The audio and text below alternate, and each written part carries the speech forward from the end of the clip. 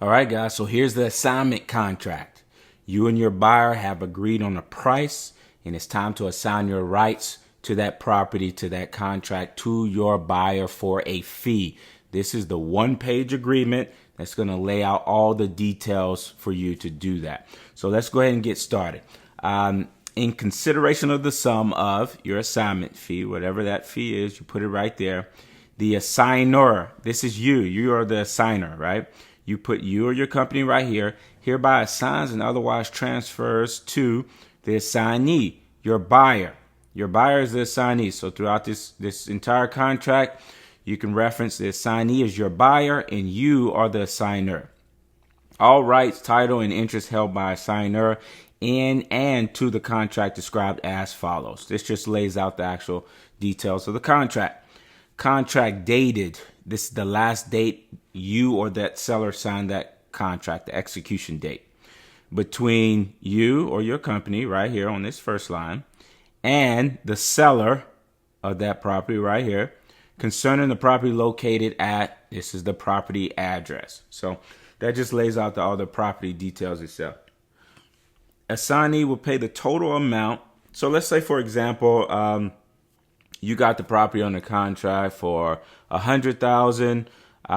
You marked it up 10 grand for your assignment, right? So that's a total of $110,000. And your buyer has agreed to buy it from you at $110,000, right? This is where that is broken down. So assignee, your buyer, will pay the total amount of $110,000. Assignee will pay $100,000 for the property and $10,000 for your assignment fee. Assignee will submit a non-refundable deposit. So the non-refundable deposit, like we talked about, if you have one here, this is where you put it in. And I below you have a PDF version and a Word version. So if you don't have a non-refundable deposit on with your buyer, then just delete this section. You can easily delete it. But if you do, this is where you put it in. So like, for instance, mine's $500. If I'm working with this buyer for the first time, second time, I'm going to require that non-refundable deposit. But after we done 5 or 6 deals together, I may no longer need that for them. So I'm going to delete that. So this is where that goes. Assignee will submit a $500 non-refundable deposit to assigner within 24 hours of signing this agreement. If non-refundable deposit is not submitted within 24 hours of signing this agreement, both parties agree that this agreement is terminated. Assignee agrees to pay all closing costs associated with this transaction. So your buyer can't just sign this contract and not submit your non-refundable deposit. Because if they do and they don't submit it within 24 hours, I'm going to look for another buyer. That's what this is stating. I'm able to do that. And they also, always, your buyer is going to cover your closing costs. Make sure that is in your assignment. This is in your assignment. They have to know, hey, you're covering all the closing costs.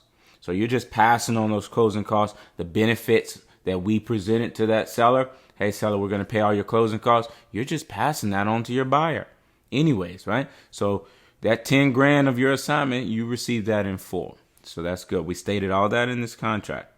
This section. Next section.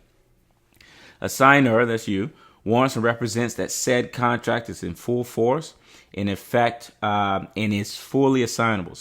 Assigner further warrants that it has the full right and authority to transfer said contract.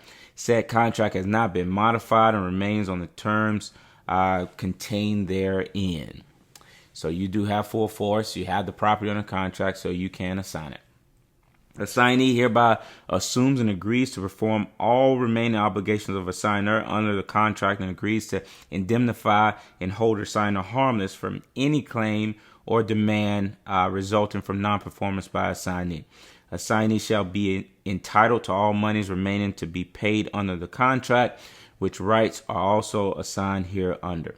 So your buyer can't hold you, they can't legally hold you accountable for anything. They're taking over all legal rights of that original purchase agreement. All right. So once they sign this, everything on that original purchase agreement legally is their responsibility and they hold you harmless. So next section, the assignment fee shall be paid at the time of closing. to a signer in the form of cash, official check, or wire transfer, and recorded on the HUD-1 settlement statement, the closing documents. That's what that means.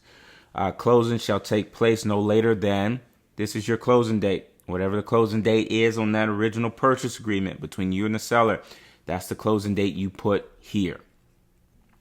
It is hereby acknowledged by the assignee that this assignment of contract agreement and the original contract is not assignable by assignee without the express written authorization of a signer, authorization of which may be withheld for any reason by a signer. Your buyer just can't go and daisy chain and assign this contract. That's what this is saying. This is a contract between you and your buyer. They can't just go and assign this without your written consent. This agreement shall become effective as of the date last executed and shall be binding upon and inure to the benefit of the parties, their successors, and assigns. Right here, assigner, that's you sign and date. Assignee, that is your buyer. They sign and date. And it's that simple. So it's just a one-page agreement. It lays out all the details between you and your buyer.